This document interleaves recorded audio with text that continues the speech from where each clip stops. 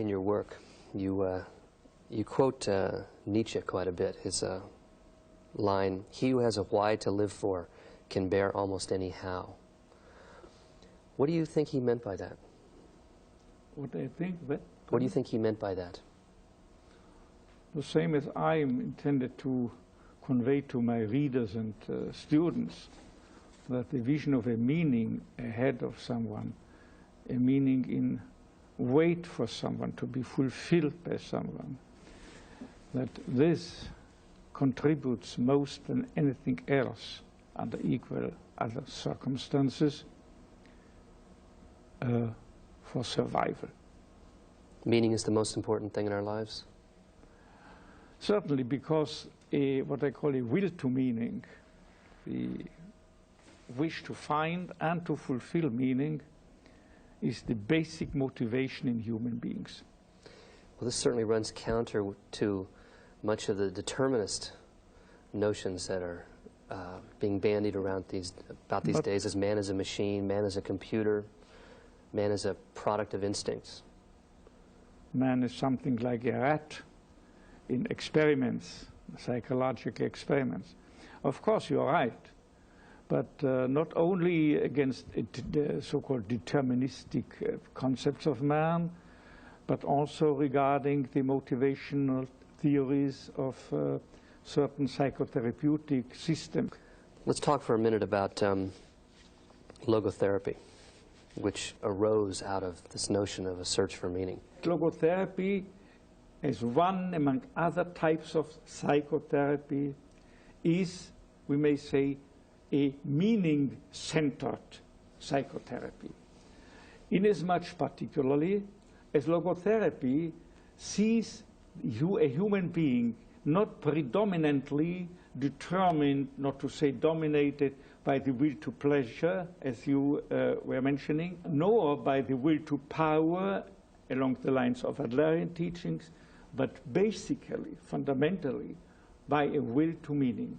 That is to say, the desire, the impulse to find, to discover in life, or better to say in each life situation, concrete life situation confronting someone, the desire to find a meaning therein and to go on to fulfill it. I was very intrigued. One of the most surprising things I've read recently was that you said that when you talked to European students, only 40% said they had suffered this sort of inner void, and yet 81% of American students experience the same thing. This was decades ago. We think of it just the opposite. We think of the Europeans as being buried under this existential dread and sense of purposelessness, and Americans as being optimistic and upbeat.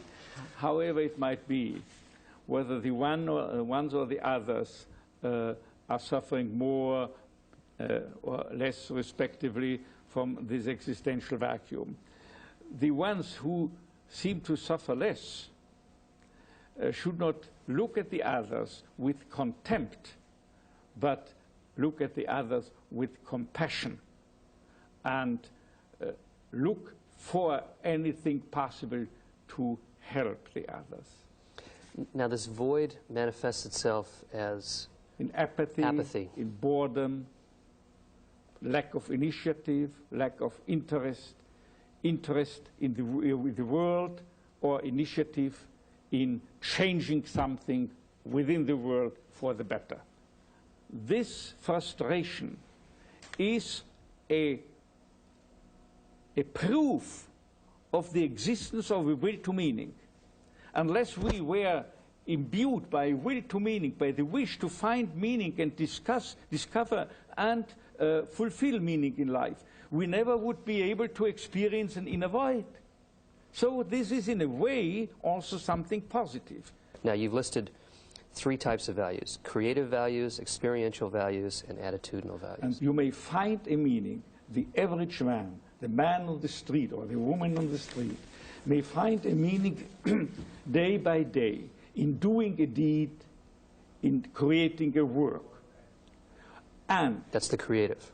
Creative. And in experiencing something, the beauty, the truth as a researcher, or the good in dealing with people as a teacher or whatsoever. There's an extraordinary moment in Man's Search for Meaning where you talk about being in one of the Nazi camps and all of you going out to look at a sunset.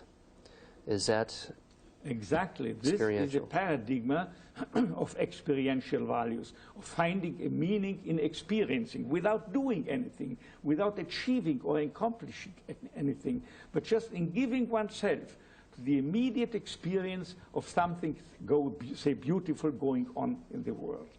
Okay. This is the second avenue. But there is also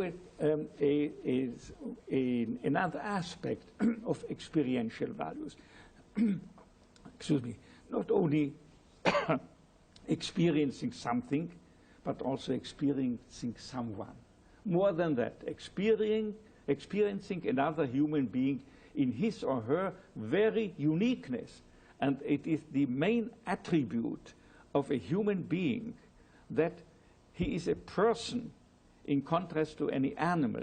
He is a person, and a person is always something absolutely unique, irrepeatable in the evolution of the cosmos, as it were, incomparable with any other human being.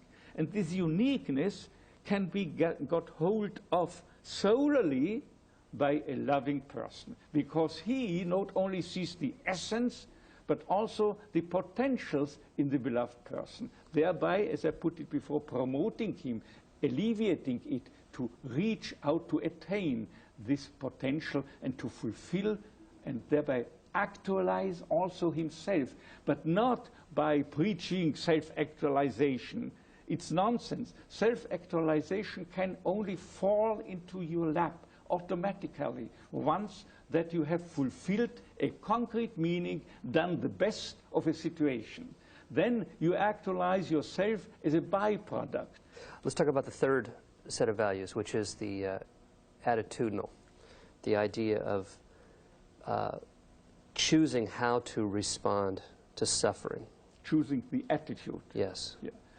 If there is no possibility in a given situation to fulfill the meaning of a situation by giving oneself to the experience of beauty and so forth, nor to, if you have lost the capability to do your job, to do your work, even then there is an ultimate possibility to find and fulfill meaning.